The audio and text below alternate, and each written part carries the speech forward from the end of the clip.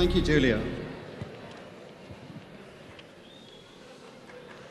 Your Excellency, Mr. President, Your Worship, honoured guests, ladies and gentlemen, I've always come to expect the unexpected at these awards, but I did not expect to see and have a true West End and Broadway star with us.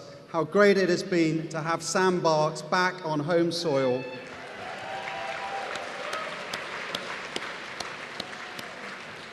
These awards are now into their 15th year and go from strength to strength. Tonight has demonstrated some of the very best of what the Isle of Man has to offer. So I want to start by thanking Trudy Williamson and her team at Isle of Man newspapers, and indeed all those who have contributed in once again staging a first-class evening.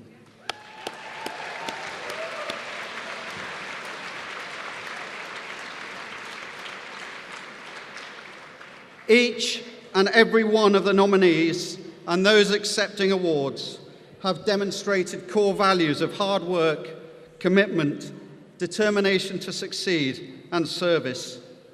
And it's absolutely right that we take time to recognise and indeed celebrate their success, and also the opportunities offered on our unique and special island. And we should recognise that these awards tonight acknowledge and celebrate success across the community in arts and culture, charity, social enterprise, the public sector, and of course business. Sport has its own awards ceremony, but from time to time does gain acknowledgement at this event. This morning I picked up the Isle of Man newspaper to read on the back page that Tom Gandy is a matter of a few rounds of golf away from a place on the European tour. And turn a page or two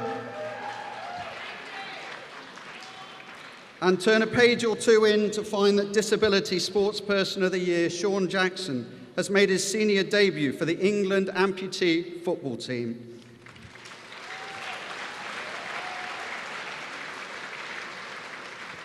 I think we should take a moment, it's right to take a moment tonight to pay tribute to the young men and women of this island who today are pushing themselves to the very top tier in their chosen sports. And from all of us to all of them, we wish you well.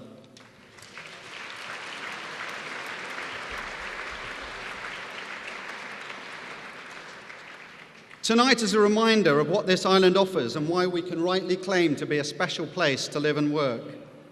Of course, in celebrating our successes, one has to take time to consider there are many challenges facing the island. There are those less fortunate.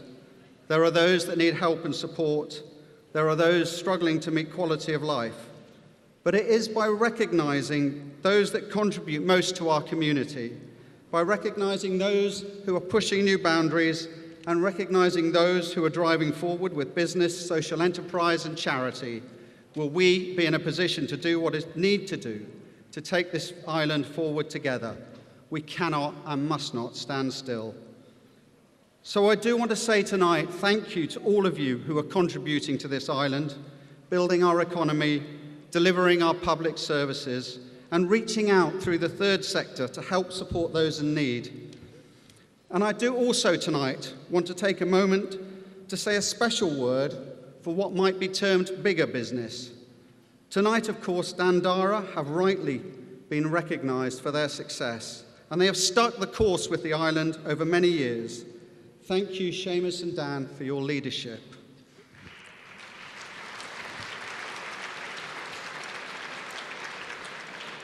But there is no doubt, across Europe, the UK and the island, this has been a tough decade that has impacted on many people and seen declines in personal income, economic growth, and even population.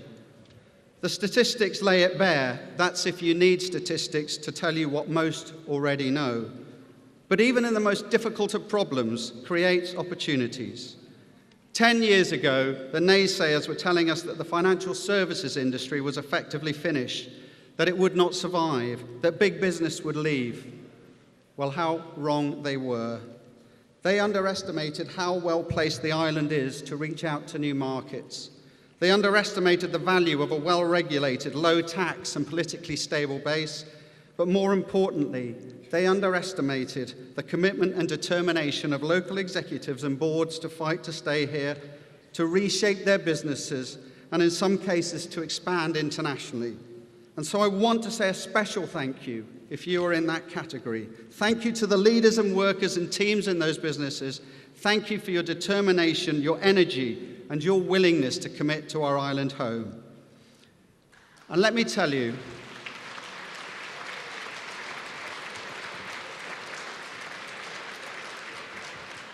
let me say that 4 years on from our lowest point in 2015, the tide is turning. GDP is increasing again. We have the lowest rates of unemployment for 20 years. Wages are rising faster than inflation, and population decline is now reversed. And yes, government policies have played their part. We have deliberately and unashamedly sought to put money back into the pockets of low to middle income earners through significant increases in personal allowances. We've sought to support our working families by increasing child benefit well above inflation.